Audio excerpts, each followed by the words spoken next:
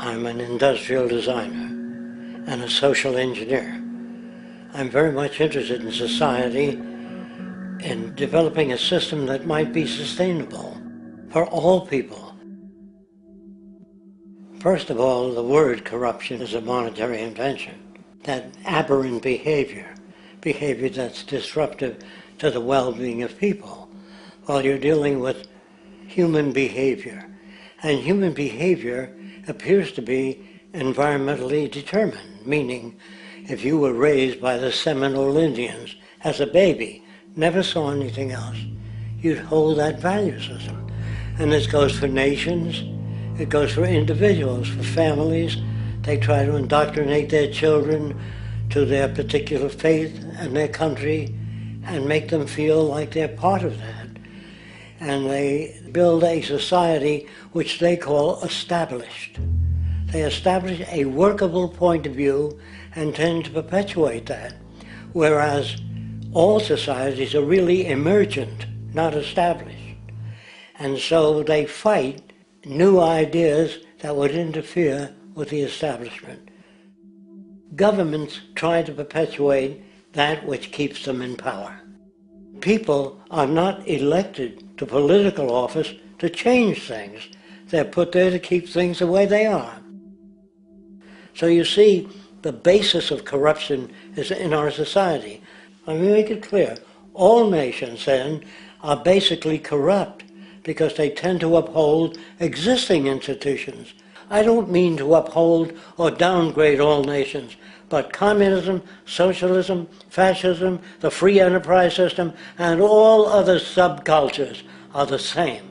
They are all basically corrupt. Patriotism, weapons, armies, navies, all that is a sign that we're not civilized yet. Kids will ask their parents, "Didn't you see the necessity of machines? Dad, couldn't you see that war was inevitable when you produce scarcity? Isn't it obvious?"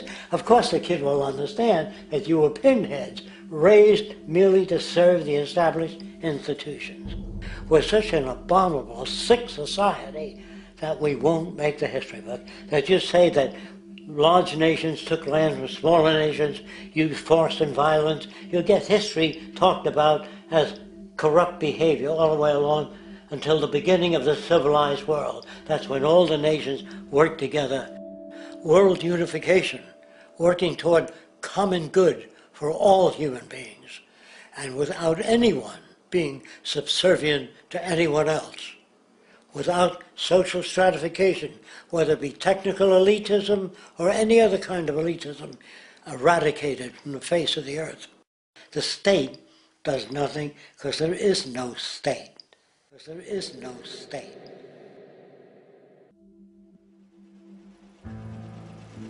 What's in it for me is why people think. And so if a man makes money selling a certain product, naturally he's going to fight the existence of another product that may threaten his institution.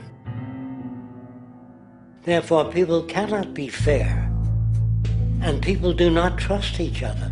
A guy will come over to you and say, "I got just the house you're looking for." He's a salesman. When a doctor says, "I think your kidney has to come out," I don't know if he's trying to pay off a yacht or whether my kidney has to come out. It's hard in a monetary system to trust people. If you came into my store and I said, "This lamp that I've got is pretty good, but the lamp next door is much better," I wouldn't be in business very long. It wouldn't work. If I were ethical, it wouldn't work. So when you say industry cares for people, that's not true. They can't afford to be ethical. So your system is not designed to serve the well-being of people. If you still don't understand that, there would be no outsourcing of jobs if they cared about people. Industry does not care. They only hire people because it hasn't been automated yet. So don't talk about decency and ethics. We cannot afford it and remain in business. So you see, you have built-in corruption. We're all chiseling off each other, and you can't expect decency in that sort of thing. And feeling that, they don't know who to elect. They think in terms of a democracy, which is not possible in a monetary-based economy. If you have more money to advertise your position, the position you desire in government, that isn't a democracy. It serves those in positions of differential advantage. So it's always a dictatorship of the elitists, the financially wealthy.